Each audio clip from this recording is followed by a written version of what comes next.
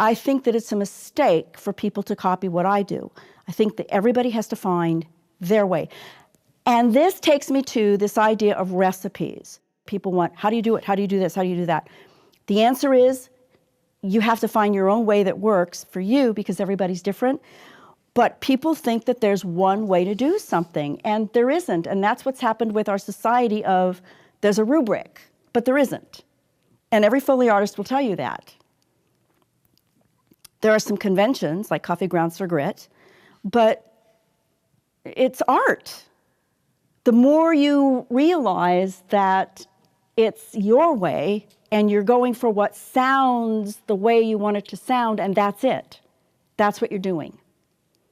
You're not trying to do it the way someone else does it. You're trying to find the sound, and you're doing it the way it works for the way your body works, and the way your mind thinks, and the way your sound works, working within conventions the way you need them to work.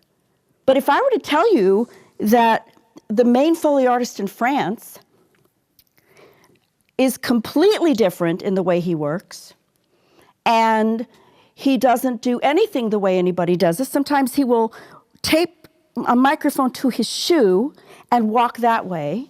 If I told you that the guy that did all of Sergio Leone's films, that his son does a lot of stuff outside, I mean, you know, how can we say that we know how to do it?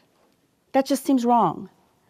So one of the things that I've learned interviewing all these people that do Foley all over the world, and I haven't interviewed everybody, but I've interviewed enough to realize that it's ridiculous for us to think that we know how to do it.